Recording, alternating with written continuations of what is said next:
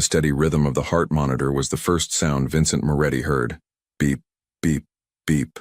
Each pulse echoed in the darkness of his consciousness like a distant drum calling him back to the world of the living. His eyelids felt impossibly heavy, as if weighted down by lead, but something primal inside him fought to open them. Survival instinct.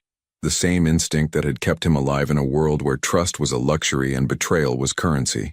When his eyes finally cracked open, the harsh fluorescent lights of the hospital room stabbed into his vision. Vincent winced, his head throbbing with a pain so intense it felt like his skull was splitting apart. The sterile smell of antiseptic filled his nostrils, mixing with the faint scent of industrial cleaning products.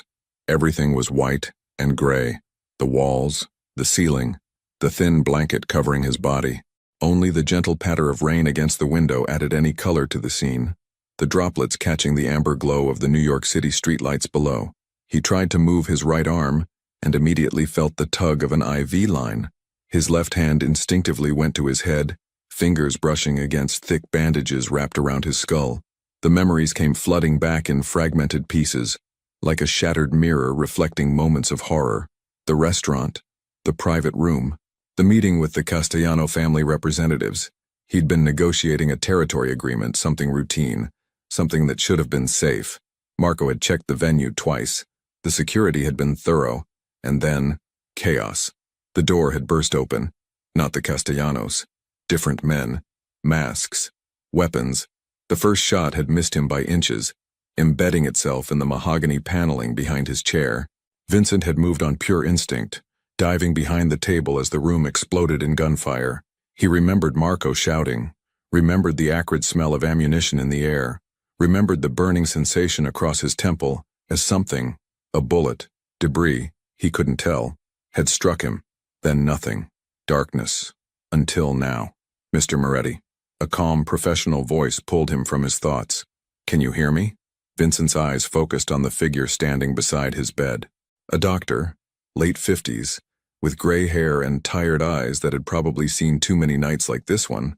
He wore a white coat with a name tag that read, Dr. Samuel Chen, and he held a small flashlight in his hand. I can hear you, Vincent managed to say, his voice rough and dry like sandpaper. His throat burned with the effort. Good. That's very good. Dr. Chen leaned forward, shining the light into Vincent's eyes one at a time. Follow the light with your eyes, please. Don't move your head. Vincent complied, tracking the beam as it moved left, then right, then up and down. The doctor nodded, apparently satisfied with what he saw. You're a very lucky man, Mr. Moretti. The bullet grazed your temple, causing a significant concussion and a fractured skull, but it didn't penetrate. Another inch to the right and we wouldn't be having this conversation. Lucky. Vincent almost laughed at the word, but the pain in his head made him think better of it. There was nothing lucky about being targeted in what should have been a secure location. Nothing lucky about having enemies bold enough to attempt such a brazen attack. No, luck had nothing to do with his survival, only skill, reflexes honed by years of living in the shadows, and perhaps a twist of fate that he wasn't ready to examine too closely. How long have I been out? Vincent asked. 36 hours, Dr. Chen replied, making notes on a tablet. We kept you sedated for the first 24 to allow the swelling in your brain to reduce. You're stable now, but I need to ask you some questions to assess your cognitive function. Is that all right? Before Vincent could respond, the door to his room opened and a familiar figure stepped inside. Marco Benedetti, his right-hand man, his most trusted lieutenant, the man who had been by his side for 8 years. Marco was in his early 40s, built like a heavyweight boxer, with a face that looked like it had been carved from granite. He wore an expensive charcoal suit that did little to soften his intimidating presence. Boss, Marco said, his voice thick with emotion that Vincent had rarely heard from the man. Thank God, we thought... He stopped himself, clearing his throat. The doctor said you might not wake up. Vincent studied Marco's face carefully. The relief appeared genuine. The slight tremor in his hands, the redness around his eyes suggesting sleepless nights, the way he gripped the doorframe as if needing support. But Vincent Moretti hadn't survived 3 decades in the underworld by taking appearances at face value. In his world, the most convincing performances often came from those with the most to hide. Give us a moment, Marco, Dr. Chen said firmly. I need to complete my evaluation. Marco nodded and stepped back into the hallway, but not before catching Vincent's eye. There was something in that look. Concern, Yes, but also something else. A question? Anxiety? Vincent filed it away in his mind for later analysis. Dr. Chen proceeded with his examination, asking Vincent a series of questions. What's your name? Vincent Moretti. What year is it? 2024. Who's the president? Vincent answered mechanically, his mind already working on a different problem entirely. Someone had tried to eliminate him. The attack had been coordinated, professional, and worst of all, it had happened at a location that only a handful of people knew about. The meeting with the Castellanos had been arranged less than 48 hours in advance. The venue had been chosen by Marco personally. Only his inner circle had been aware of the time and place, which meant the traitor was close, very close. Mr. Moretti? Dr. Chen's voice interrupted his thoughts. Did you hear my question? I'm sorry, could you repeat it? The doctor's brow furrowed slightly. I asked if you remember what happened before you lost consciousness, the events leading up to your injury. And in that moment, as Dr. Chen looked at him with clinical concern, as Marco waited anxiously in the hallway, as the rain continued to fall against the windows of his private hospital room, Vincent Moretti had an idea. It was risky, perhaps even dangerous, but it was also brilliant in its simplicity. What if he didn't remember? What if the concussion had done more damage than the doctors realized? What if Vincent Moretti, the feared boss of one of New York's most powerful criminal organizations, had woken up with no memory of who he was, what he did, or who had tried to eliminate him? The thought crystallized in his mind with perfect clarity. Everyone would lower their guard.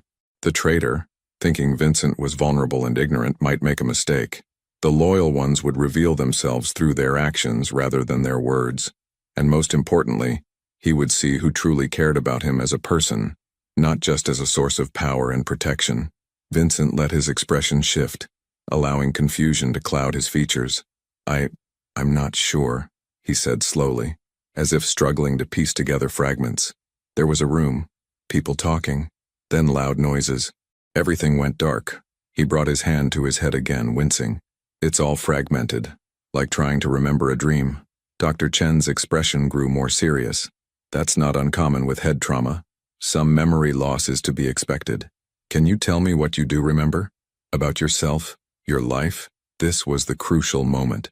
Vincent had to make it believable.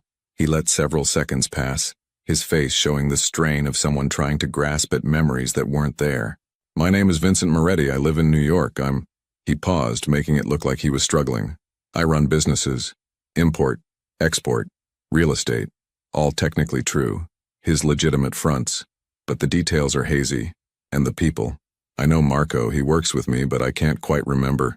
He trailed off, selling the performance. Dr. Chen exchanged a look with the nurse who had quietly entered the room. Mr. Moretti, I'm going to recommend a neurological consult. Post-traumatic amnesia is serious but often temporary. With rest and proper care, your memories should return. However, I need to keep you here for observation for at least another 48 hours. Can I speak with Marco now?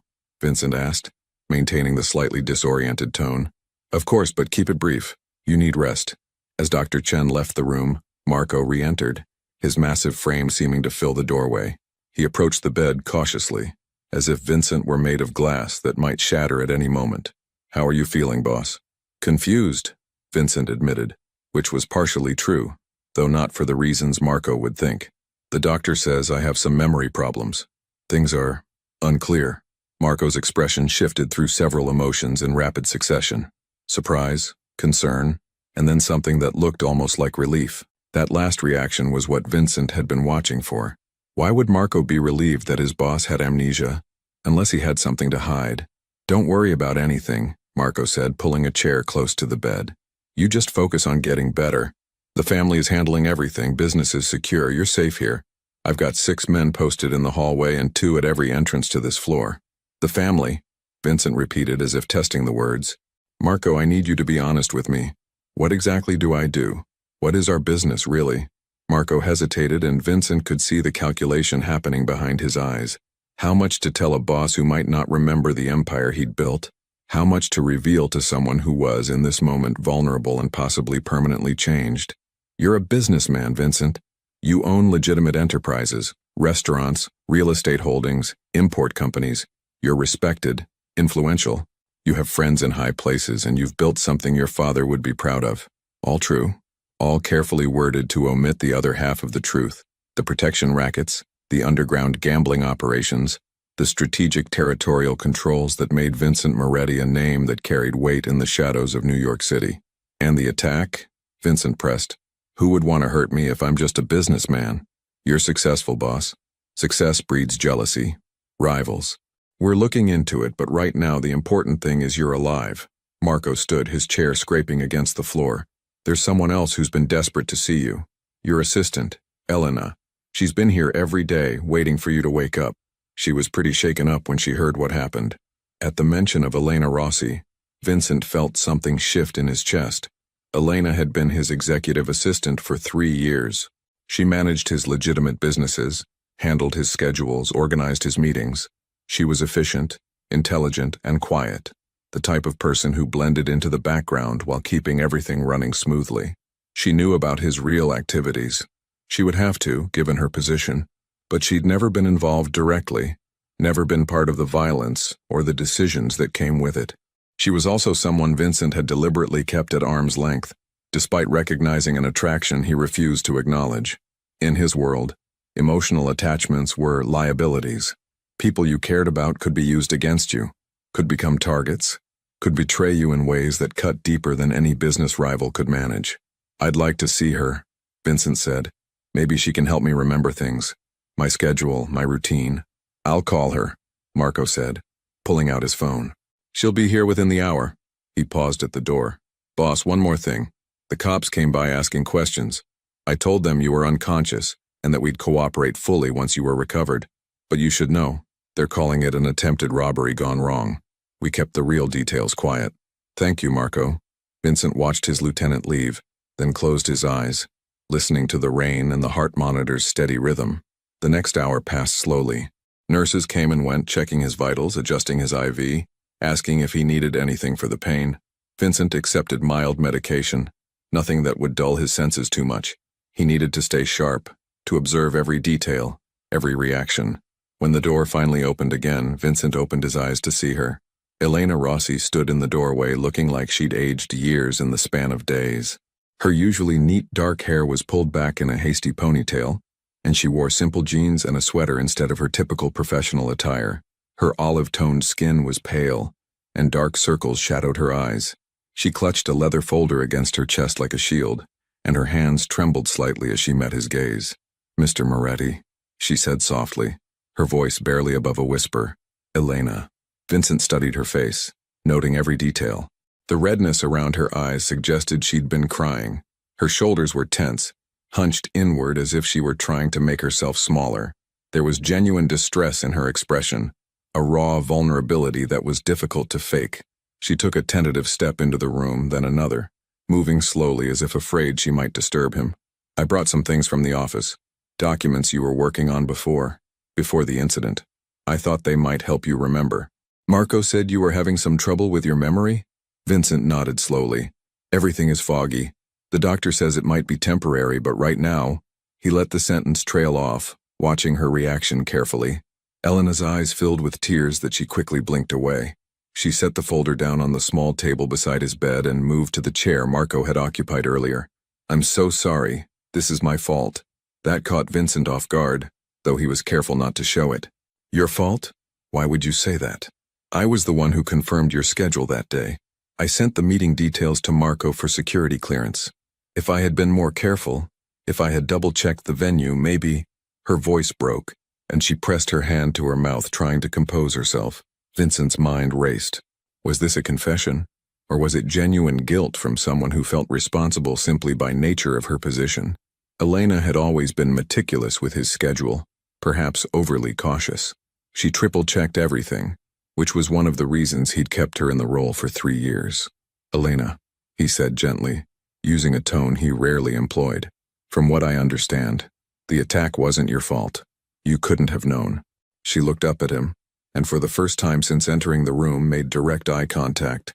Her eyes were dark brown, almost black in the dim hospital lighting, and they held a depth of emotion that made something in Vincent's chest tighten uncomfortably. When I heard the news, she said quietly, when Marco called and said you'd been shot, that they didn't know if you would make it, she took a shuddering breath. I've never been so scared in my life. I know it's not professional to say, but I don't care anymore. I was terrified. You've been here every day? Vincent asked, his manufactured confusion giving him permission to ask questions he normally wouldn't. Every single day. They wouldn't let me see you until now, but I couldn't leave. I couldn't go home and just wait for news. I had to be close just in case. She didn't finish the sentence, but she didn't need to. Vincent observed her body language, the way she leaned slightly forward as if drawn toward him despite herself, the way her fingers twisted together in her lap, the slight tremor in her voice that spoke of barely controlled emotion. Either Elena Rossi was the best actress he'd ever encountered, or her concern was absolutely genuine. Tell me about my schedule, Vincent said, shifting the conversation to safer ground while he processed what he was seeing. What was I working on before the incident? Elena visibly gathered herself, straightening her posture and adopting a more professional demeanor, though her eyes remained red-rimmed. You had several meetings scheduled that week. Monday was the real estate closing on the property in Brooklyn. That went well. Tuesday, you met with your accountants about the restaurant holdings. Wednesday was supposed to be the meeting with the Castellano representatives about the shared interests in the waterfront development project. All coded language. The shared interests in waterfront development was actually a negotiation about territorial boundaries and profit sharing from dock operations. But Elena delivered it as if discussing legitimate business, which was smart given that hospital rooms might have ears. And after Wednesday? Vincent prompted. You were supposed to have Thursday free. You'd mentioned wanting to personally inspect the new Italian restaurant you acquired in Queens. Friday was the charity gala, the one benefiting the Children's Hospital. You were one of the sponsors. She opened the folder and pulled out a sleek planner. I have everything documented here if you want to review it. Vincent took the planner, flipping through pages filled with Elena's neat handwriting. Appointments, notes, reminders. 3 years of his life organized and archived by this woman who sat beside his hospital bed, looking like her world had nearly ended. Elena, he said, setting the planner aside. Marco mentioned you were shaken up, but you seem like you're taking this very personally. Can I ask why? It was a bold question, one that crossed the professional boundaries he'd always maintained with her. But his supposed amnesia gave him license to ask things the old Vincent Moretti would never have voiced. Elena looked down at her hands, her fingers still twisted together. When she spoke, her voice was so soft he almost missed it. Because you matter to me, Mr. Moretti. More than you know. More than I should probably admit. The words hung in the air between them, heavy with unspoken meaning. Vincent felt his carefully constructed walls trembling, felt something unfamiliar stirring in his chest. He'd spent years keeping everyone at a distance, trusting no one completely, allowing no one close enough to truly hurt him. And here was Elena Rossi, his quiet assistant, admitting to feelings that, if genuine, made her either the most vulnerable person in his life or the most dangerous. Before he could respond, his phone, which Marco had left on the bedside table, buzzed with an incoming message. Elena reached for it automatically, a habit born from 3 years of managing his communications. It's from Carlo Russo, she said, her brow furrowing as she read. He's asking about your condition and says he needs to speak with you urgently about the situation. She looked up at Vincent. Should I respond? Carlo Russo, one of his oldest associates, someone who'd been with the organization since Vincent's father ran things. Loyal, or so Vincent had always believed. But loyalty could be bought, and old friends sometimes made the most effective traders. Tell him I'm recovering but not taking calls yet. Doctor's orders. Elena typed the response quickly, her professional efficiency reasserting itself. But Vincent noticed the way her hands still trembled slightly, the way she kept glancing at him as if to reassure herself he was really there, really alive. They sat in silence for a moment, the only sounds the persistent beep of the heart monitor and the rain that had intensified into a proper storm outside. Lightning flickered in the distance, briefly illuminating the room in stark white light before plunging it back into the amber glow of the bedside lamp. Elena, Vincent said quietly, I need to ask you something, and I need you to be completely honest with me. Given my memory situation, I need to know who I can trust. She looked at him with those dark, expressive eyes, waiting. Did you notice anything unusual before the attack? Anything out of place, any strange requests or changes to my schedule? Elena's expression shifted, a flicker of something, fear, guilt, passing across her face before she could hide it. There was something. I wasn't sure if it was relevant, but in the days before the incident, Marco requested your schedule several times, more than usual. He said he was coordinating security details, which made sense, but she trailed off, biting her lower lip. But, Vincent prompted, his pulse quickening despite the calm he maintained in his expression. But he also asked me to update the meeting location for the Wednesday appointment at the last minute. Said the original venue had a security concern. I thought it was odd because he'd already approved the first location, but I didn't question it. He's your head of security, after all. Vincent's mind was racing now. Marco had changed the venue. Marco had known the new location. And Marco had been conspicuously absent from the actual attack. He'd claimed he was coordinating the perimeter security, but Vincent didn't actually remember seeing him in the moments before the shooting started. Did you tell anyone else about the location change? Vincent asked, keeping his tone casual despite the importance of the question. Only you, in the updated schedule I sent to your personal email that morning. No one else should have known except you, me, and Marco. Except Vincent didn't check his email that morning. He'd been dealing with an issue at one of his restaurants and had relied on Marco's briefing about the meeting location, which meant the information had come directly from Marco, who had also been the only one to know the change in venue. The pieces were falling into place, forming a picture Vincent didn't want to see but couldn't ignore. Marco, his right hand, his trusted lieutenant for 8 years, had set him up. The location change, the convenient absence, the slightly too relieved expression when he learned about the amnesia. It all pointed to one conclusion. But Vincent needed more than suspicion. He needed proof. He needed to see what moves Marco would make now that he believed his boss was vulnerable and compromised. Thank you for being honest with me, Vincent said to Elena. I know this must be difficult for you. Mr. Moretti, she said, and he heard the emotion creeping back into her voice. I know you might not remember, but I want you to know something. These past 3 years working for you have been the best of my life. When I first came to you, I was desperate. I had nothing. No real experience, no connections, just a degree I'd worked 3 jobs to pay for and a family that needed help. You took a chance on me. You paid me well, treated me with respect, and never asked me to do anything that compromised my values. Well, she added with a small, sad smile, you never made me do anything directly harmful, at least. She stood up, moving to the window where rain streaked down the glass like tears. I know what you do, Mr. Moretti. I'm not naive. I've seen enough, heard enough, to understand that your business isn't all legitimate. But I've also seen you donate anonymously to schools in your old neighborhood. I've watched you give jobs to people no one else would hire. I've seen you protect people who had no one else to turn to. She turned to face him, her silhouette backlit by the storm outside. You're not a good man by conventional standards, but you're not the monster people might think you are either. Vincent stared at her, genuinely moved despite himself. In all his years, no one had ever described him quite like that, with such clear-eyed honesty about his flaws paired with such adamant defense of his character. Not his father, not Marco, not any of the dozen people who claimed loyalty while they profited from his protection. Elena, he said, and his voice was rougher than he intended. Come here. She approached the bed slowly, stopping just beside him. Up close, he could see the worry lines etched around her eyes, the exhaustion that came from days of stress and fear. Without thinking, or perhaps thinking too much about the role he was playing, Vincent reached out and took her hand. Her skin was warm, her fingers small and delicate in his larger, calloused grip. She looked down at their joined hands with an expression of such vulnerability that Vincent felt something crack in the armor he'd spent decades building. Thank you, he said simply, for being here, for caring. Elena's eyes filled with tears again, but this time she didn't try to hide them. One spilled over, tracking down her cheek, and she quickly wiped it away with her free hand. I'm sorry. I promised myself I wouldn't fall apart in front of you. You need people to be strong right now, not emotional. Maybe I need someone to be honest more than I need them to be strong, Vincent said, and he realized with surprise that he meant it.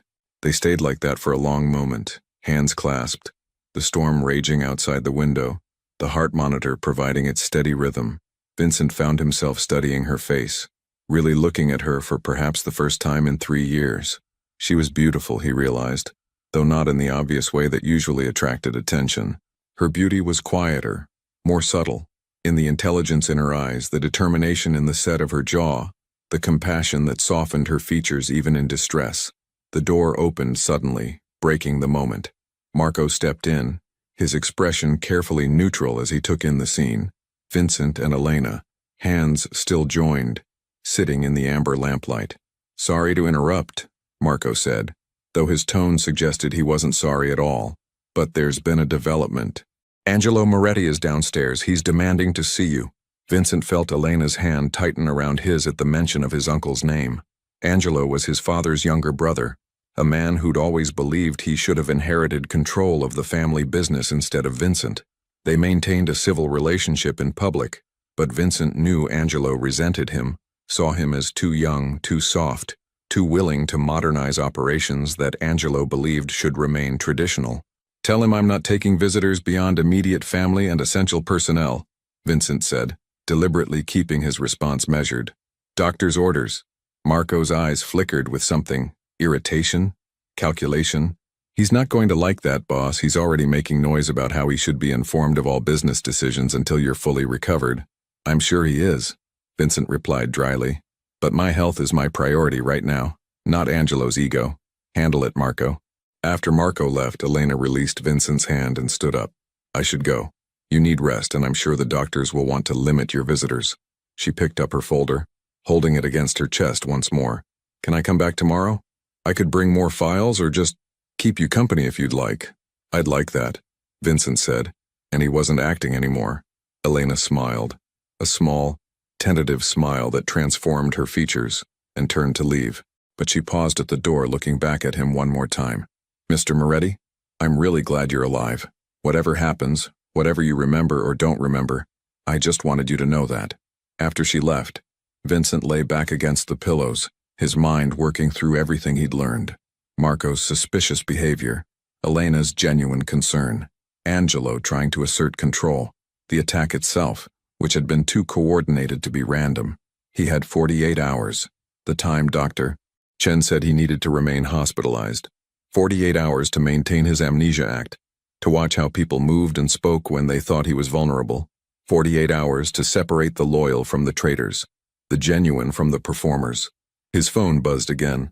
This time it was a text from an unknown number. "Heard you survived. That's unfortunate. Next time we won't miss." Vincent stared at the message, his jaw tightening. Someone was bold enough to threaten him directly, even knowing he was under guard in a hospital.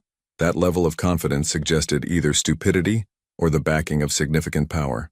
Neither option was good. He forwarded the message to Marco with a simple question. "Can you trace this?" The response came quickly. "On it.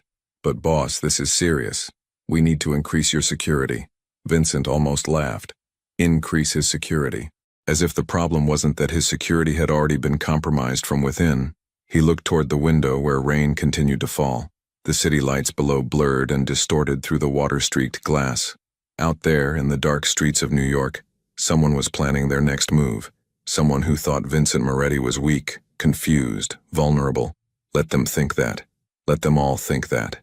Because while they underestimated him, while they positioned themselves for what they thought would be an easy takeover of his territory and operations, Vincent would be watching, learning, planning. And when he finally dropped the amnesia act, when he revealed that he remembered everything and had been testing them all along, they would understand why Vincent Moretti had survived in a world where the weak were devoured and the trusting were destroyed. The only question that remained, the one that kept circling in his mind as exhaustion finally began to pull him toward sleep, was about Elena. Her tears had seemed real. Her fear had appeared genuine. Her confession of caring for him had carried the weight of truth. But Vincent had been fooled before by people who seemed sincere. He'd learned that lesson in blood and betrayal. Could he trust her? Could he afford not to? Tomorrow, she would return, and he would watch her even more carefully, looking for the cracks in her performance, the moments where the mask might slip. Because if Elena Rossi was truly loyal, if her feelings were genuine, then she was the most valuable ally he had. But if she was part of the conspiracy, if her tears were calculated and her concern was fake, then she was the most dangerous enemy he faced. Either way, Vincent thought as his eyes finally closed and sleep claimed him, he would find out the truth, no matter what it cost him.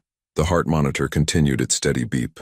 The rain continued to fall, and in a hospital room high above the streets of Manhattan, a mafia boss who everyone believed had lost his memory began planning his next move in a game where the stakes were life, death, and the one thing he'd never expected to find, the possibility of someone who actually cared about him, not his power. Morning light filtered through the hospital room windows, pale and hesitant, as if uncertain whether it was welcome.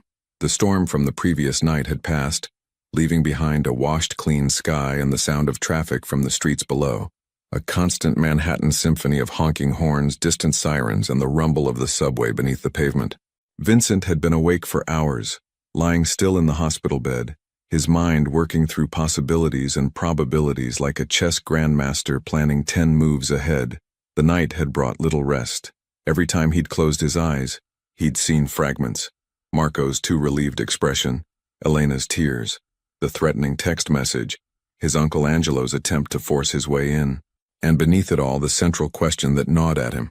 Who could he trust in a world built on loyalty purchased with fear and profit? The door opened quietly, and a nurse entered, the same one from the previous evening, a middle-aged woman with kind eyes and efficient movements. She checked his vitals without much conversation, noted something on her tablet, and adjusted his IV drip.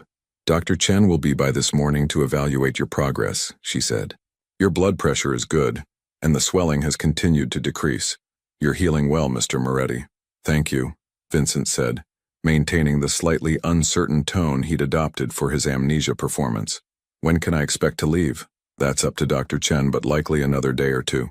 Head injuries are tricky. We want to make sure there are no complications." She paused at the door. "You have a visitor waiting. A Ms. Rossi? She's been here since 6 this morning. Should I send her in?" Vincent felt something shift in his chest, an unfamiliar flutter of anticipation mixed with wariness. Elena had been here since 6? It was barely 8 now. She'd either barely slept or hadn't slept at all. "Yes, please send her in." The nurse nodded and disappeared.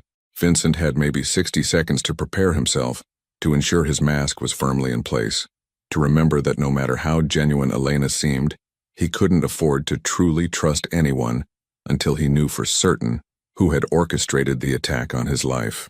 When Elena entered, Vincent was struck again by how different she looked from the polished professional he'd worked with for 3 years. She wore black leggings and an oversized gray sweater that hung off one shoulder, her dark hair loose around her face instead of pulled back in its usual neat style. She carried 2 paper coffee cups and a white bakery bag, and her face, even without makeup and marked by obvious exhaustion, had a softness to it that made her seem younger, more vulnerable. "Good morning," she said quietly, as if afraid to disturb the peace of the room. "I hope it's okay that I came early. I brought coffee, your usual if you still like it the same way, and pastries from that Italian bakery on Mulberry Street. The one you—" She stopped herself, uncertainty crossing her features. "The one you used to like? I wasn't sure if you'd remember."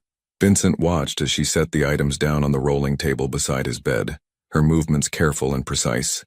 The coffee was from Cafe Reggio, his preferred spot in Greenwich Village, and she'd remembered exactly how he took it. Black, 1 sugar, extra hot. The bakery she mentioned was owned by the Marino family, old friends of his father, and their sfogliatelle were the best in the city. The fact that she'd gone to both places before 6 in the morning meant she'd been up for hours, planning this. "Thank you," Vincent said, accepting the coffee she offered. The warmth of the cup seeped into his hands, and the familiar bittersweet aroma was oddly comforting. "That was very thoughtful." Elena pulled the chair close to his bed and sat down, wrapping her hands around her own coffee cup as if needing its warmth. For a long moment she didn't speak, just looked at him with those dark, expressive eyes that seemed to carry the weight of everything she wasn't saying. "Mr. Moretti," she finally began, her voice barely above a whisper. I need to tell you something, and I need to say it now before I lose my courage, before I talk myself out of it like I have 100 times before." Vincent set his coffee down, giving her his full attention. This was it, the moment of truth. Whatever she said next would either confirm his suspicions or shatter them. His pulse quickened, though his expression remained calm, open, slightly confused. Exactly what someone with amnesia might look like when faced with a serious conversation. Elena took a shaky breath, and Vincent could see her hands trembling slightly around her coffee cup. "When Marco called me 2 nights ago," she said, her voice thick with emotion, "when he told me there had been an incident, that you'd been shot, that they weren't sure you would survive." She paused, closing her eyes as if the memory was physically painful. "I was at home, working on next week's schedule. I remember exactly what I was doing. I was color-coding your appointments, making sure everything was organized the way you prefer. And then my phone rang. A single tear escaped, sliding down her cheek. She didn't wipe it away. Marco said there had been an attack. He said you were being rushed to surgery. He said the doctors weren't optimistic. And in that moment, Vincent, Mr. Moretti, I realized something that terrified me more than anything else in my life. She looked directly at him now, her eyes glistening with tears but her gaze steady, unflinching. I realized that I was in love with you, and that I might have lost you before I ever had the courage to tell you. The words hung in the air between them, raw and honest and utterly unexpected. Vincent felt his carefully constructed walls trembling, felt something crack in the armor he'd spent decades building. This wasn't what he'd anticipated. He'd expected her to confess knowledge of the attack, or to reveal some hidden agenda, or to make a play for power now that he seemed vulnerable. He'd expected calculation, manipulation, betrayal. He hadn't expected this. Elena continued, the words spilling out as if having started she couldn't stop. I know it's completely inappropriate. I know you're my boss and I'm your employee, and there are 1,000 reasons why I should never have developed these feelings. But I can't help it and I can't pretend anymore. Her voice broke, but she pushed forward. For 3 years I've watched you. I've seen you be ruthless in business meetings and then turn around and personally deliver money to a widow whose husband worked for you. I've seen you make hard decisions that keep hundreds of people employed and protected. I've seen the way you carry the weight of everyone's expectations on your shoulders and never complain, never show weakness. She set down her coffee cup with shaking hands and leaned forward, her expression open and vulnerable in a way that made Vincent's chest tighten uncomfortably. And when I heard those shots, when I saw Marco's face and knew it was bad, all I could think was that I'd wasted 3 years being professional and appropriate and scared. 3 years of keeping my distance, of pretending I didn't feel what I felt, of convincing myself that it was just respect or admiration or gratitude for the opportunities you'd given me. Another tear fell, then another. Elena's voice dropped to barely a whisper. So here's what I need you to know, Vincent. Even if you don't remember me, even if you never remember, I don't care about your memory. I don't care if you come back as a completely different person. I don't care about the business or my job or any of it. Her voice broke completely and she pressed her hand to her mouth, trying to compose herself. I'm just so grateful you're alive. When I walked through those hospital doors yesterday and saw you awake, breathing, looking at me, she shook her head, unable to continue for a moment. It was like the whole world started working again, like I could finally breathe after holding my breath for 2 days straight. She stood up abruptly, moving to the window, her back to him as she tried to gather herself.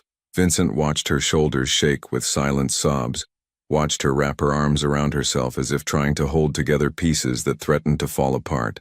And in that moment, Vincent Moretti, who had built an empire on suspicion and strategic thinking, who trusted no one fully, who had learned through painful experience that emotional attachments were dangerous, felt something he hadn't felt in years, maybe ever.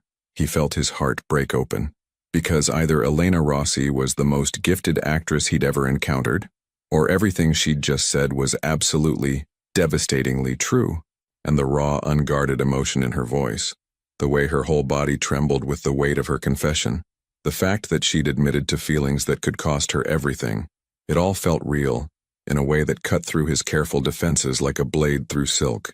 Elena, he said softly, come here. She turned from the window, her face wet with tears, and returned to his bedside. Without thinking, or perhaps thinking more clearly than he had in years, Vincent reached out and took her hand, pulling her gently down to sit on the edge of his bed. Thank you, he said, his voice rougher than intended, for your honesty, for your courage. I'm sorry, she said quickly, wiping at her tears with her free hand. This isn't fair to you. You're recovering. You don't remember things clearly. And here I am, dumping all of this emotional weight on you. I shouldn't have. No, Vincent interrupted, surprising himself. I'm glad you told me, because here's what I'm realizing. Whether I remember everything or not, whether my memories come back tomorrow or never, I need to know who the real people in my life are, not the roles they play or the masks they wear, but who they actually are when everything else is stripped away. He studied her face, noting every detail, the genuine distress in her expression, the way she looked at him like he was something precious and fragile, the absence of any calculation or hidden agenda in her eyes. And what I'm seeing right now, he continued, choosing his words carefully, is someone who cares, not about what I can do for her, not about position or power or protection, just cares about me, the person. Fresh tears spilled down Elena's cheeks, but she was smiling now, a small, tremulous smile that transformed her features. You are worth caring about, Vincent. I wish you could see yourself the way I see you. They sat in silence for a moment, hands still clasped, something fundamental shifting between them. Vincent knew he should pull back, should maintain professional distance, should remember that this woman, no matter how genuine she seemed, could still be part of the conspiracy against him. But he couldn't quite make himself let go of her hand. The moment was broken by a knock at the door. Marco entered without waiting for permission, his expression shuddering when he saw Elena sitting on the edge of Vincent's bed, their hands intertwined. Sorry to interrupt, Marco said, though his tone suggested otherwise. But we need to discuss security arrangements for when you're discharged, boss. And there are some business matters that require your attention, or at least your authorization for me to handle them. Vincent reluctantly released Elena's hand, watching as she quickly composed herself, wiping away the last traces of tears and moving back to the visitor's chair. The transformation was remarkable. Within seconds she'd shifted from vulnerable to professional, though Vincent could still see the emotion swimming beneath the surface. What matters? Vincent asked, maintaining his uncertain, slightly foggy tone. Marco pulled out his phone, scrolling through what appeared to be a list. The shipment from overseas, the one scheduled for this Friday. The distributor wants confirmation that we're still proceeding given the circumstances. The property deal in Brooklyn needs your signature by end of business today, or we lose the deposit. And Angelo has been calling every hour demanding a meeting.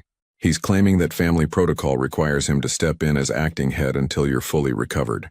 Vincent noted Elena's barely perceptible stiffening at the mention of his uncle. Interesting. She clearly didn't trust Angelo, which suggested good instincts on her part. Tell the overseas contact to proceed as planned, Vincent said, making it up as he went while sounding uncertain about his own decisions. Elena, do you know anything about the Brooklyn property? She nodded, pulling out her phone. I have the contract details and the lawyer's information. I can bring the documents here for your signature if you'd like. The closing is routine. It's the warehouse space you wanted for the import business expansion. More coded language. The warehouse was almost certainly for storage of items that couldn't be kept in more legitimate locations. But Elena delivered the information smoothly, naturally, as if discussing completely legal business operations. And Angelo? Marco pressed. Tell my uncle, Vincent said carefully, that I appreciate his concern, but I'm recovering well, and there's no need for interim leadership. You and Elena are handling day-to-day operations adequately. Marco's jaw tightened almost imperceptibly. With respect, boss, some of the other families are asking questions. They want reassurance that leadership is stable. Angelo meeting with them might help. No. Vincent's voice was firm despite the confused persona he was maintaining. Angelo doesn't speak for me or make decisions for my organization. Is that clear? Crystal clear, Marco said. But Vincent caught the flash of irritation in his lieutenant's eyes before he masked it. I'll handle it. After Marco left, Elena let out a breath she seemed to have been holding. I don't trust him, she said quietly. Vincent's attention sharpened. Marco? Why? Elena hesitated, clearly weighing whether to voice her concerns. It's just things he's done recently. Small things that individually mean nothing, but together they form a pattern that bothers me. Tell me, Vincent urged, genuinely curious now about what she'd observed. About 2 weeks ago, I noticed Marco was asking more questions about your schedule, specifically about when you'd be alone or with minimal security. He said it was for coordination purposes, but it seemed excessive. Then there was the venue change for the meeting where you were attacked. He insisted on a last-minute switch, citing security concerns, but the original location had already been thoroughly vetted. She pulled out her phone, scrolling through what appeared to be detailed notes. I started keeping a record after the third or fourth time something felt off. Marco met twice with people I didn't recognize. Once at that diner in Queens you never go to, once in a parking garage in New Jersey. Both times he made sure to go alone, which isn't his usual protocol. Vincent felt a cold satisfaction settling in his chest. Elena had been paying attention, noticing things, keeping records. This wasn't the behavior of someone complicit in a betrayal. This was the behavior of someone who sensed danger and was trying to protect him, even if she didn't fully understand what she was seeing. Why didn't you tell me this before? Vincent asked. Elena's expression grew pained. I tried. 3 days before the attack, I put a note in your personal calendar, the one only you and I have access to. I flagged several of Marco's meetings and asked if you wanted me to look into them. But I don't know if you saw it before. She gestured vaguely at his bandaged head. Before everything happened, Vincent's mind was racing. A note in his personal calendar. He'd been so busy that week, so focused on the Castellano negotiation and the Brooklyn deal, that he might have missed it. Or perhaps he'd seen it and dismissed it, trusting Marco too completely to believe he could be the threat. Can you show me? Vincent asked.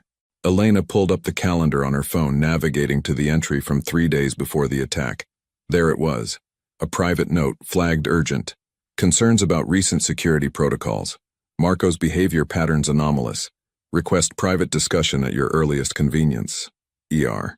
She'd tried to warn him, and he'd either missed it or ignored it. And now he was lying in a hospital bed with a fractured skull, and Marco was positioning himself to take control of the organization. Thank you for telling me, Vincent said quietly, and thank you for paying such close attention. That kind of vigilance may have just saved my life, or at least will help me prevent the next attempt. Elena's eyes widened. You think there will be another attempt? Before Vincent could answer, his phone buzzed. Another message from an unknown number. Enjoy your recovery while it lasts. Accidents happen all the time in hospitals. Vincent felt ice slide through his veins. Someone was watching, monitoring his condition, and brazen enough to send direct threats. He forwarded the message to his personal security team, the men he trusted more than Marco, the ones who'd been with him since before his father's death. Elena read the message over his shoulder, and he felt her hand grip his arm. Vincent, you're not safe here. I have guards at every entrance, he said, though his mind was already working through the problem. Hospital security was porous. Too many staff, too many access points, too many ways for someone with money or connections to slip through. Guards that Marco selected, Elena pointed out. If he's the one behind this, or even just connected to whoever is, then those guards might not be as loyal as you think. She was right. Vincent hadn't personally vetted the security detail in the hospital. He'd been unconscious when they were assigned, and Marco had handled all the arrangements. What do you suggest? Vincent asked, curious to see how she'd think through the problem. Elena was quiet for a moment, her brow furrowed in concentration. We need people here who are absolutely, unquestionably loyal to you. Not to the organization, not to the money. To you personally. Who do you trust completely? Vincent considered the question. Who did he trust? The list was shorter than it should be for someone in his position. My personal driver, Tommy. He's been with me for 12 years, since before I took over from my father. And there's a woman, Sophia, who runs one of my restaurants. She's known me since I was a child. Used to work for my mother. Those two, I'd trust with my life. Then call them, Elena said decisively. Have them come here, have them stay in shifts. They can verify everyone who enters this room, and we should have Dr. Chen limit your visitors to a specific list. Only people you explicitly approve. Vincent found himself impressed by her strategic thinking. You've thought about this kind of thing before? Elena gave him a sad smile. When you work for someone in your position, you learn to think defensively. And after what happened, she trailed off, but the implication was clear. After the attack, she'd been thinking about nothing but how to keep him safe. Vincent made the calls. Tommy answered on the first ring, his gravelly voice filled with relief when he heard Vincent was conscious and talking. I'll be there in 20 minutes, boss, and nobody's getting past me. Sophia was equally quick to respond. Vincent, mio caro, thank God you're awake. I'm closing the restaurant right now. I'll be there within the hour. After the calls, Elena stood and gathered her things. I should go. Let you rest and give Tommy and Sophia room to set up proper security. But, she hesitated at the door. Can I come back this evening? I could bring dinner from Sophia's restaurant if you'd like. Something better than hospital food. I'd like that, Vincent said, and meant it. Elena smiled, that same soft, genuine smile that seemed to light her entire face, and left. Alone in the room, Vincent lay back against the pillows and stared at the ceiling. The pieces were coming together. Marco was almost certainly the traitor, or at minimum involved in the conspiracy. Elena was genuinely loyal, genuinely caring, and possibly in love with him. His uncle Angelo was making moves to seize power, and someone was bold enough to send direct threats to his phone, while he was supposedly vulnerable and confused. The Amnesia Act was working better than he'd hoped. People were revealing themselves, showing their true colors when they thought he was too compromised to recognize betrayal or manipulation. But it was also more emotionally complicated than he'd anticipated, because Vincent hadn't expected Elena Rossi. He hadn't expected someone to care about him, Not his position, not his power, not what he could provide, but actually care about him as a person. He hadn't expected the way his chest tightened when she cried, or the way her hand felt in his, or the way her confession had cracked something open inside him that he'd thought was permanently sealed shut, and that was dangerous. Because in his world, emotional attachments were weaknesses that enemies exploited. People you cared about could be used against you, could be threatened or hurt or taken away to bring you to your knees. But as Vincent lay in that hospital bed, listening to the sounds of the city beyond his window and waiting for Tommy and Sophia to arrive, he found himself wondering something he'd never seriously considered before. What was the point of surviving, of building an empire, of accumulating power and wealth and influence if you had no one who genuinely cared whether you lived or died? Tommy arrived exactly 20 minutes later, a tall, broad-shouldered man in his 50s with salt and pepper hair, and the kind of face that suggested he'd seen his share of trouble and come out the other side. He embraced Vincent carefully, mindful of his injuries, and then immediately began assessing the room's security vulnerabilities. "The guards outside," Tommy said quietly. "Marco's people?" Vincent nodded. "Then we need our own people. I'll make some calls." Sophia arrived soon after, a short, stout woman in her 60s with steel-gray hair and fierce dark eyes. She hugged Vincent like she was his own mother, scolding him in rapid Italian about being more careful and not scaring her like that. Then she pulled out Tupperware containers filled with homemade minestrone, fresh bread, and her famous tiramisu. "You eat," she commanded. "Hospital food is garbage. You need real food to heal properly." As Vincent ate, and the soup was infinitely better than anything the hospital had provided, he briefed Tommy and Sophia on the situation. He didn't mention the Amnesia Act. That secret needed to remain his alone for now. But he told them about his suspicions regarding Marco, about the threatening messages, about the vulnerability of his current position. "I need you both here in shifts," Vincent said. "No one enters this room unless they're on an approved list. Dr. Chen, nurses he personally verifies, Elena Rossi, and anyone I specifically call and authorize. No one else. Not Marco, not Angelo, no one." "What about me?" a new voice said from the doorway. Vincent looked up to see Detective Sarah Martinez, a homicide investigator he'd dealt with several times over the years. They had a complicated relationship. She knew what he was, and he knew she couldn't prove it. They maintained a professional courtesy that bordered on mutual respect, though neither would admit it publicly. "Detective Martinez," Vincent said carefully, "I wasn't expecting you." "Attempted assassination of a prominent businessman," she said, stepping into the room. Tommy moved to block her path, but Vincent waved him off. "I have questions." "I'm sure you do," Vincent replied, "but I'm afraid I can't be much help. The doctors say I have memory issues from the head injury." Detective Martinez studied him with sharp, intelligent eyes.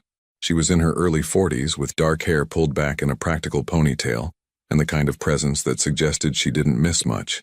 "Convenient," she said. "Traumatic," Vincent corrected. "Not convenient." She pulled out a notebook.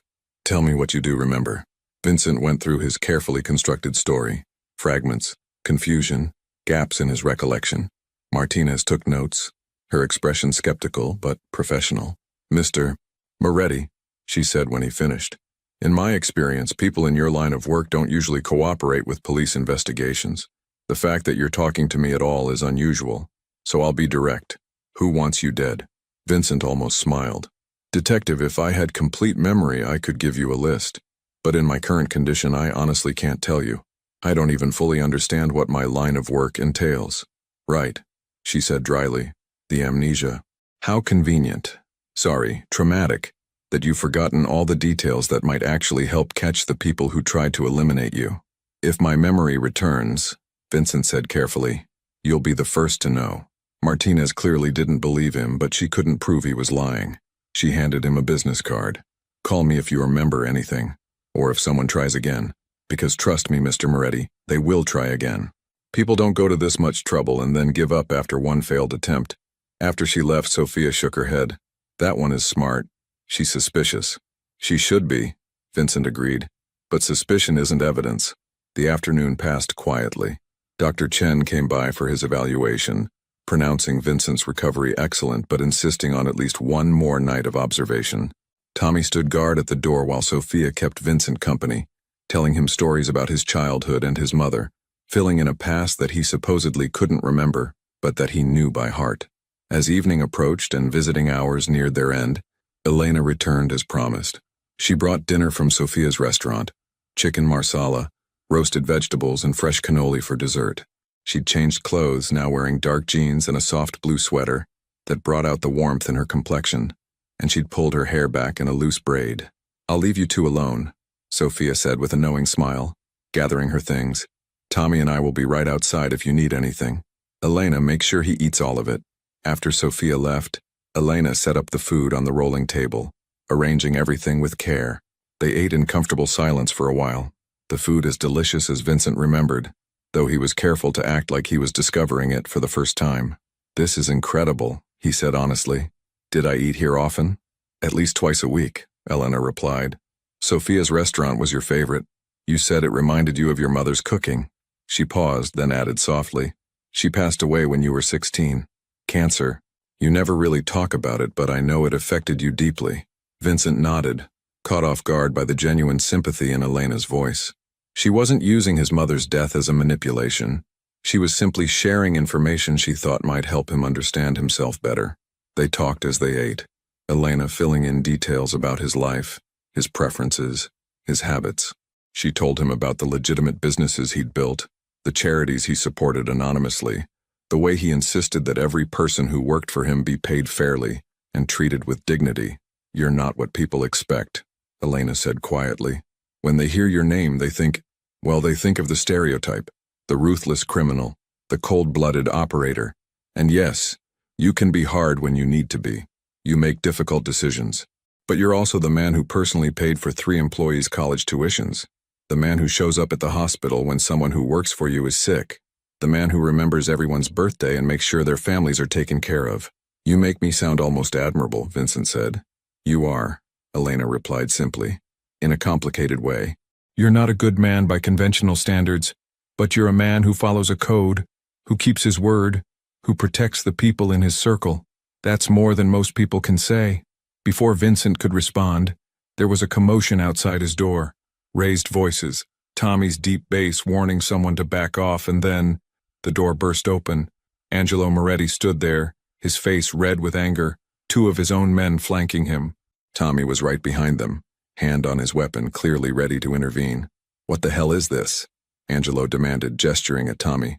"I'm family, and this gorilla won't let me see my own nephew." Vincent held up a hand to Tommy, signaling him to stand down but stay alert. "Uncle Angelo, I wasn't expecting you. I've been trying to see you for 2 days. Angelo's voice was loud, aggressive. He was in his early 50s, shorter and stockier than Vincent, with the kind of face that naturally settled into a scowl. "Your boy Marco keeps putting me off, and now you've got private security keeping family out? What kind of disrespect is this?"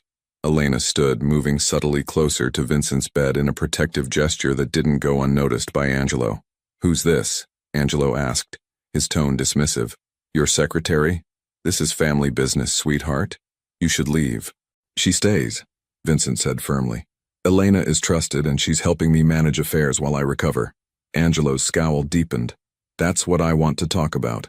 Managing affairs. Vincent, you've had a serious injury. You're confused, disoriented. The family needs strong leadership right now, and everyone knows tradition says the boss names his successor," Vincent interrupted, his voice calm but carrying an edge. "I'm still alive, still in control, and I don't recall naming you as anything other than a respected elder of the family." "You can barely remember your own name," Angelo exploded. "Marco told me about the amnesia. How can you run things when you don't even know what things are?" So Marco had been talking to Angelo. "Interesting. Very interesting. My memory is returning," Vincent lied smoothly. "And what I do remember is that this organization runs because of systems and trusted people, not because of any one individual. Elena and my team are managing day-to-day operations perfectly well." "This is ridiculous," Angelo muttered. "The other families are talking, Vincent. They're saying you're weak, that you're vulnerable. They're saying maybe it's time for new leadership in the Moretti organization." "Let them talk," Vincent said. "Words are just words.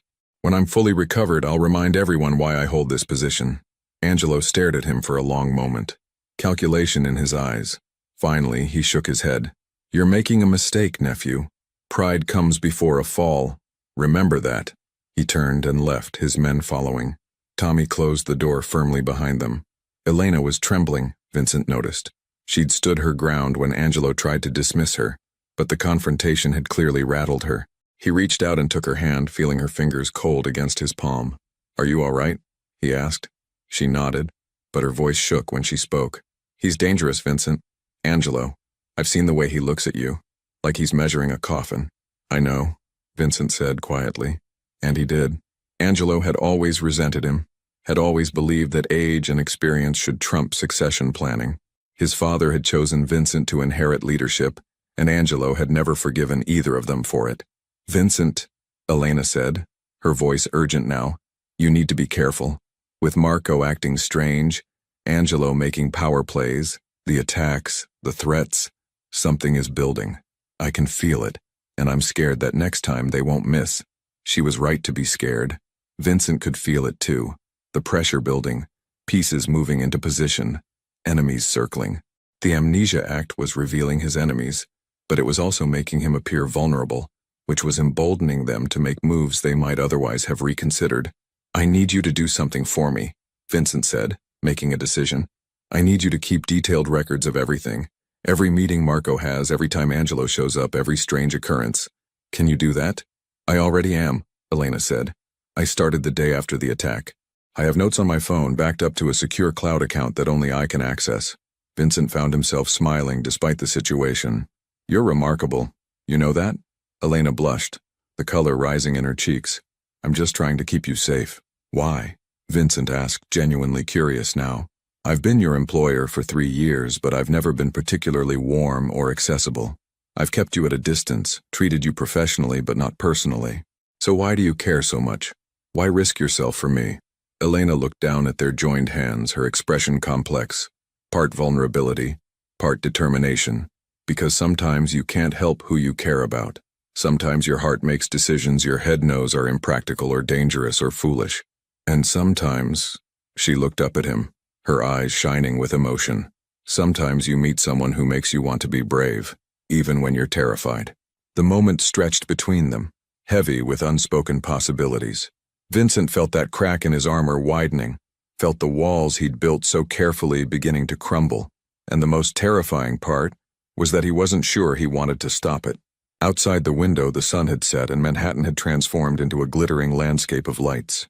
The city that never slept, where fortunes were made and lost, where power shifted like tides, where trust was the rarest and most valuable currency of all. And in a hospital room high above the streets, a Mafia boss who everyone believed had lost his memory held the hand of the one person who seemed to genuinely care about him, and wondered if he was making the biggest mistake of his life, or perhaps the first truly honest decision he'd ever made. "Stay," Vincent said quietly. "Just a little longer." Elena smiled. "As long as you need me to." But even as she said it, Vincent's phone buzzed with a new message, this time from Marco. "Angelo is furious. He's talking about calling a family meeting. If the other families vote, they might override your authority. We need to talk strategy." Vincent stared at the message, his jaw tightening. Strategy. From the man who had likely orchestrated his attempted elimination. The man who was positioning himself to take control under the guise of helping. And beneath Marco's message, another text from the unknown number. "Tick-tock, Moretti. Time is running out." Vincent was discharged the following morning. Dr. Chen cleared him with strict instructions for rest and follow-up appointments. Elena had arranged for his penthouse to be prepared, insisting on staying to help him adjust to home life. The Manhattan penthouse was exactly as Vincent remembered. Sleek, modern, with floor-to-ceiling windows overlooking Central Park. Gray clouds gathered outside, matching his turbulent thoughts. Elena moved through the space with familiar efficiency, organizing medications and preparing the guest room for herself. "You should rest," she said, guiding him to the leather sofa. "I'll make something light for lunch." But Vincent couldn't rest. His mind churned with the investigation he'd been conducting secretly. Tommy had provided crucial information. Marco had been seen meeting with rival family members. Financial records showed unexplained transfers from Marco's accounts. Over the next 2 days, Elena stayed close, caring for him with genuine tenderness. They shared meals, conversations, quiet moments that felt dangerously domestic. Vincent found himself watching her, the way she hummed while cooking, how she checked on him constantly, the softness in her eyes when she thought he wasn't looking. but the evidence against her kept nagging at him. Tommy discovered Elena had been transferring significant amounts of money to an offshore account. The transaction started 3 months before the attack. Marco had provided phone records showing Elena had called an unknown number the day before the assassination attempt. Vincent's heart warred with his mind. Everything about Elena felt genuine. Her tears, her confession, her constant care. But the evidence was damning. On the third evening home, Vincent made his decision. He found Elena in the kitchen preparing dinner, her back to him. "Elena, we need to talk." She turned, immediately sensing the shift in his tone. "What's wrong?" "I know about the money transfers," Vincent said, watching her face carefully. "The offshore accounts, the phone calls before the attack." Elena's face drained of color. "Vincent, I can explain." "Then explain." His voice was hard now, the confused amnesia act dropping slightly. "Explain why you've been moving money. Explain why you called an unknown number the day before someone tried to end my life." Tears filled her eyes. "It's not what you think. Please let me show you something." With trembling hands, she pulled out her phone, navigating to her photo gallery. She showed him pictures of a young woman, maybe 20 years old, who shared Elena's dark eyes and delicate features. "My sister Sophia. She's in college, Columbia University. 3 months ago, Marco approached me. He said Sophia had gotten involved with the wrong people, owed money to dangerous individuals. He said if I didn't help him, if I didn't provide him with information about your schedule, they would hurt her." Vincent's chest tightened. "The money transfers? Protection payments. He told me where to send them, said it would keep her safe. And the phone call the day before." Her voice broke. "He called me, asked for confirmation of the meeting location. I tried to give you a wrong address, tried to warn you with that calendar note, but he knew. He always knew." She collapsed into a chair, sobbing. "I was terrified. I didn't know what to do. I couldn't let them hurt Sophia, but I couldn't bear the thought of anything happening to you. So I tried to find a middle ground, tried to protect you both, and instead I nearly got you taken from this world." Vincent studied her, the genuine anguish, the way her whole body shook with guilt and fear. This was the missing piece. Not betrayal, but coercion. Not conspiracy, but a desperate woman trying to protect her family. "Where is Sophia now?" he asked quietly. "At school. She doesn't know any of this. I kept it from her." Elena looked up at him with devastated eyes. "I understand if you hate me. I understand if you want me gone. I should have told you, should have trusted you to protect us both. Instead, I let Marco manipulate me, and you almost died because of my weakness." Vincent moved closer, kneeling beside her chair. "You're not weak, Elena. You were protecting your sister. That's not weakness. That's love. But I put you in danger. Marco put me in danger," Vincent corrected firmly. "He used your love for your sister as a weapon against us both. That's on him, not you." Relief and disbelief warred in Elena's expression. You believe me?" "I do." And he did. Because this explained everything. Her genuine care for him paired with her suspicious actions. She'd been caught between impossible choices, trying desperately to save everyone. Before he could say more, the penthouse door burst open. Marco stood there with 4 armed men, his face twisted with cold determination. "I'm sorry it has to be this way, boss," Marco said, raising his weapon. "But you were getting too close to the truth. Time to finish what I started." Elena threw herself between Vincent and the weapon. "No!" Marco's eyes widened in surprise, then hardened. "Move, Elena, or you die with him." "Then I die with him," she said firmly, her voice steady despite her fear. Vincent felt something shift in his chest, a wall crumbling completely. This woman, this incredible woman, was willing to sacrifice herself for him, and in that moment, he made his own choice. "Actually, Marco," Vincent said, his voice dropping the confused, uncertain tone he'd maintained for days, "I think you're the one who miscalculated." He pressed a button on his phone. Instantly, his personal security team, the men he'd been positioning for days, flooded into the penthouse from the back entrance. They'd been waiting, watching, ready for exactly this moment. Marco's face went white as he realized the trap. You remembered? This whole time?" "Every single moment," Vincent confirmed, standing tall now, all pretense of weakness gone. "I faked the amnesia to see who would reveal themselves. And you, Marco, exceeded all my expectations for betrayal. You manipulated him," Elena breathed, understanding dawning. The amnesia was a test. Vincent looked at her, seeing the hurt flash across her features. "Yes, I needed to know who I could trust. And did you? Elena asked quietly. Did you learn what you needed? Vincent held her gaze. I learned that the person I should have trusted all along was standing right beside me, willing to die to protect me. Marco lunged for his weapon, but Vincent's men were faster. Within seconds, Marco was disarmed and restrained. His men surrendered. Tommy, Vincent said calmly, take him to the warehouse. I'll deal with him later. And make sure Sofia Rossi gets a new security detail. The best we have. No one touches her. As his men dragged Marco away, Vincent turned back to Elena. She stood frozen, emotions warring across her face. Relief, hurt, confusion, hope. You tested me, she said softly. You made me confess everything while you were pretending, evaluating, judging. I did, Vincent admitted. And I'm sorry. But Elena, but it worked. She interrupted, a small, sad smile touching her lips. You found your traitor. You protected yourself. That's what matters. No, Vincent said firmly, closing the distance between them. What matters is that when Marco pointed a weapon at me, you didn't hesitate. You didn't calculate the risk or weigh the options. You just stepped in front of a threat without a second thought. He took her hands in his, feeling them tremble. That's when I knew. Not because of any test or manipulation, but because in that moment, I saw the truth that no amount of acting could fake. You care about me? Genuinely, completely, irrationally care about me, and I... He stopped, the words catching in his throat. Admitting feelings, showing vulnerability. It went against every survival instinct he'd honed over decades. And you? Elena prompted, her dark eyes searching his face. And I care about you too, Vincent said quietly. More than I thought I was capable of caring about anyone. Elena's eyes filled with tears, but she was smiling now. A real, brilliant smile that transformed her entire face. You're terrible at timing, you know that? We're surrounded by your security team.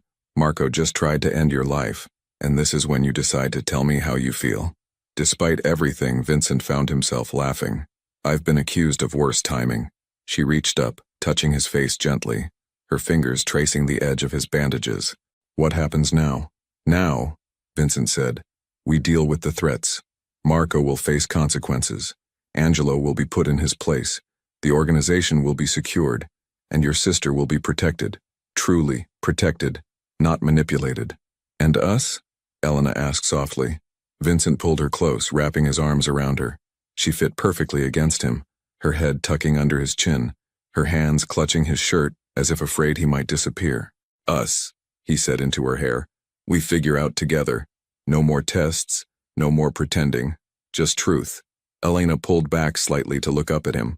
Even if the truth is complicated, even if it's messy and difficult and completely impractical for a man in your position to be with his secretary? Especially then, Vincent said, because I've spent my entire life doing what's practical, what's strategic, what makes sense for business and power, and it got me a fractured skull and an organization full of people I can't trust. Maybe it's time I try something different. Something different like what? Like trusting someone completely, like letting someone in. Like admitting that power and control don't mean much if you have no one who genuinely cares whether you live or die. I care, Elena said fiercely. I care so much it terrifies me. Good, Vincent replied. Because you terrify me too, in the best possible way. They stood there in the middle of his penthouse, wrapped in each other's arms while outside the windows, storm clouds finally broke and rain began to fall. Somewhere in the city, Marco was being dealt with. Angelo was receiving a message about knowing his place. The organization was being secured, but in that moment Vincent wasn't thinking about any of it. He was thinking about the woman in his arms, about the words she'd spoken in that hospital room that had cracked his armor, about the way she'd thrown herself between him and danger without hesitation. Vincent? Elena said quietly. Yes, I forgive you.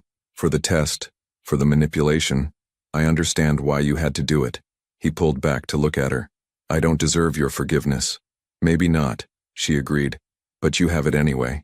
Because I understand what it's like to live in a world where trust is dangerous, where emotional attachments can be used against you. You did what you needed to do to survive. I can't fault you for that. You're too generous, Vincent said. Elena smiled. Or maybe I just know that the man who faked amnesia to catch traitors is the same man who made sure my sister would be protected, even when he thought I might be his enemy. Actions speak louder than words, Vincent. And your actions tell me everything I need to know. Vincent kissed her forehead gently. I promise you, no more tests, no more games, just honesty, even when it's difficult. I'll hold you to that, Elena said. Then, more quietly, what will you do about Marco? Vincent's expression hardened. Marco broke the most fundamental rule. He betrayed family. There are consequences for that, but I won't burden you with the details. I don't want to know, Elena admitted. I know you have to do what you have to do. I've accepted that about you. I don't want to watch you become someone different because of it. I won't, Vincent promised. You keep me grounded, Elena. You remind me there's more to life than power and strategy. The evening wore on. Tommy returned with an update. Marco was secured and talking, providing information about his co-conspirators. Angelo had been summoned for a family meeting the following day, where Vincent would make clear that any challenge to his leadership would be met with decisive action. Sophia had been assigned the best security detail without being told why, believing it was simply a precaution given her sister's employment. Through it all, Elena stayed by Vincent's side, not as his secretary, not as his assistant, but as his partner, equal, trusted, valued. As night deepened and exhaustion finally caught up with them both, Vincent walked Elena to the guest room she'd prepared for herself. Stay with me, he said at the doorway. Just stay. I don't want to sleep alone tonight. Elena understood what he wasn't saying, that after days of testing everyone, of trusting no one, of maintaining a careful facade, he needed the comfort of someone he knew was genuine. I'll stay, she said simply. They lay together in Vincent's bed, Elena curled against his side, his arm around her shoulders. No pretense, no performance, just two people who'd found something real in a world built on deception. Elena, Vincent said into the darkness. Thank you. For everything. For caring when you had no reason to. For staying when anyone rational would have run. For seeing past what I am to who I am. Elena pressed a kiss to his chest, right over his heart. Thank you for letting me in. For trusting me. For being brave enough to care back. I don't feel brave, Vincent admitted. I feel terrified. That's how you know it's real, Elena said softly. The things worth having are always terrifying. Outside, the storm intensified, rain lashing against the windows. But inside Vincent's penthouse, wrapped in each other's arms, they'd found something neither had expected. A connection forged not in manipulation or strategy, but in genuine care and hard-won trust. The test was over. The truth had been revealed. And now they would face whatever came next. Together. 3 months later, Vincent stood by his penthouse windows, watching the sunrise over Manhattan. Elena joined him, coffee in hand, her engagement ring catching the light. Any regrets about the amnesia game? She asked softly. Vincent pulled her close. Just one, that I didn't trust you from the beginning. You trust me now? With everything I am, he replied, kissing her forehead. His organization was stronger, restructured with loyalty over fear. Marco faced justice. Angelo had stepped back,